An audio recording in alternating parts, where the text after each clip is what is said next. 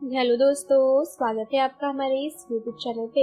दोस्तों, कहानी को शुरू करने से पहले एक ज़रूरी बात, अगर आपने चैनल को सब्सक्राइब नहीं किया है तो पहले आप जल्दी से चैनल को सब्सक्राइब कर दीजिए ताकि आपको हमारी आने वाली नई नई कहानियों की जो नोटिफिकेशन है वो आपको सबसे पहले मिलती रहे। तो चलिए दोस्तों, बढ़ते हैं हमारी आज की कहानी की तरफ। हमें उम्मीद है कि आपको हमारी ये कहानी जरूर पसंद आएगी। सोनम पर तो आज बिजली गिर गई थी। उसे उसके कानों पर यकीन ही नहीं हो रहा था। वो तो वैसे ही अपने पति की हालत के कारण बहुत ज्यादा दुखी थी, और ऐसे में जब उसके कानों में उसकी भाभीियों की बातें पड़ी तो वो शर्म से पानी पानी हो गई। उसे नहीं पता था कि उसके बारे में ऐसी सोच बन रही है। छोटी भाभी बड़ी भाभी से कह रही थी कि पति के यार को अपना प्यार बनाकर घूम रही है सोनम। उसे क्या लगता है कि किसी को कुछ पता नहीं चलेगा कि हम सब पागल हैं? पागल तो रमेश है, जिसे अपनी पत्नी का सच दिखाई भी नहीं दे रहा है। पर हम सब को पता है कि क्या रिश्ता है दोनों का। पति का दोस्त होने की आड़ में सुशील सोनम के साथ क्या गुल खिला रहा है, सबको अच्छे से दिख रहा है। भाभीियों की ये बातें सुनकर सोनम को ऐसा लग रहा था कि काटो तो खून नहीं। उसने सोचा कि वो जाकर अपनी भाभीियों को मुंह तोड़ जवाब दे, उन्हें उसकी असलियत बता दे। लेकिन सोनम ये बातें सुनकर इतनी शर्मसार हो गई थी कि जवाब देने की हालत में ही नहीं थी। वो चुपचाप वहां से चली गई और किसी से कुछ भी नहीं कहा। लेकिन परिवार वालों की इतनी घटिया सोच को जानकर उसका मन तो बहुत ही ज्यादा दुखी हो रहा था। दरअसल सोनम और उसके पति रमेश की 25वीं सालगिरह थी। दोनों एक दूसरे से बहुत प्यार करते थे और इसलिए बहुत ही धूमधाम से सालगिरह मनाने की तैयारियां भी कर रहे थे। सोनम अपने सास ससुर जी के साथ ही रहती थी और उसके 2 बच्चे भी थे। सभी मिलजुल कर सालगिरह की तैयारियों में लगे हुए थे।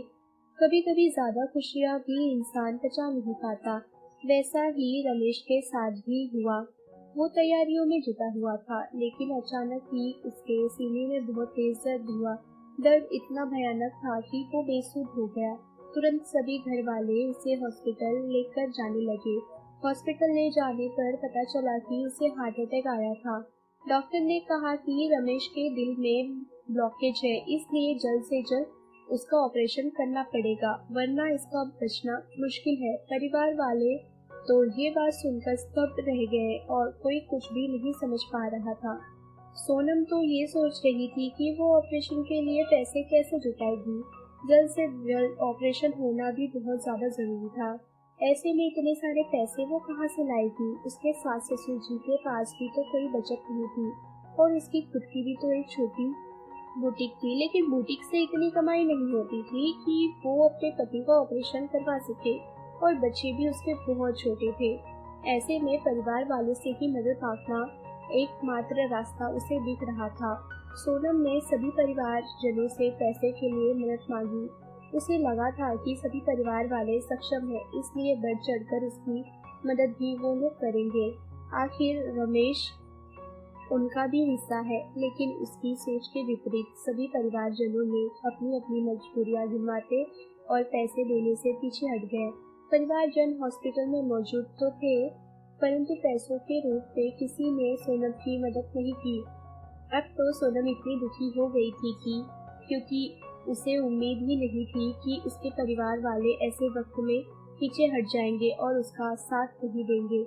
ऐसे वक्त में उम्मीद की किरण बनकर सामने आया सुशील। सुशील ने सोनम को न सिर्फ सहारा दिया, बल्कि उसे और रमेश को इस डर से बाहर निकलने का जिम्मा उठा लिया था उसने। सुशील रमेश का घनिष्ठ मित्र था और रमेश का ऑपरेशन करवा दिया।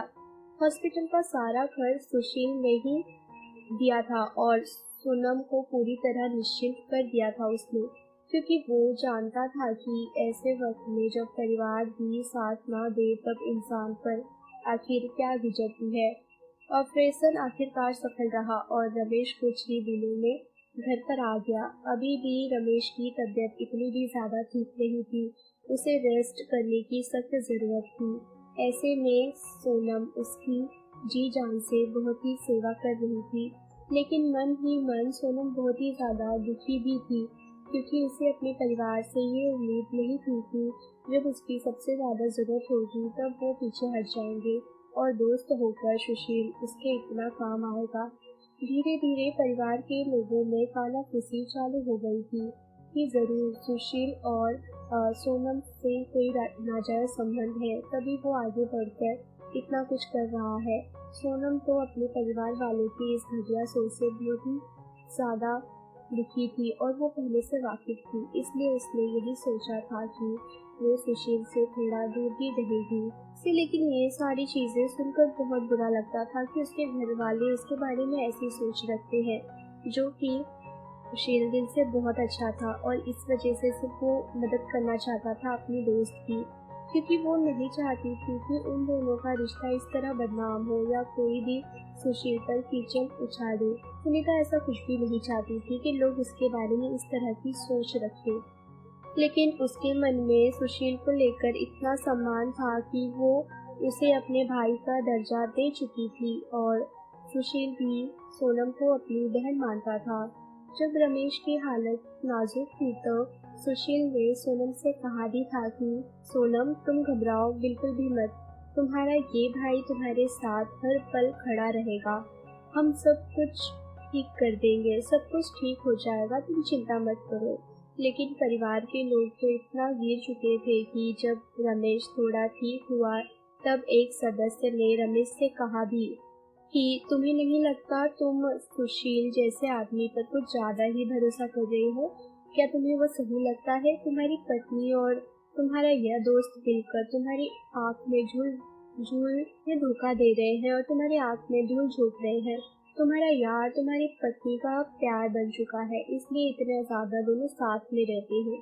तुम्हारे ऑपरेशन के भी सारे पैसे उसी ने ही दिए हैं और रोज का आना जाना तुम्हारे घर पर उसका लगा हुआ है घर में।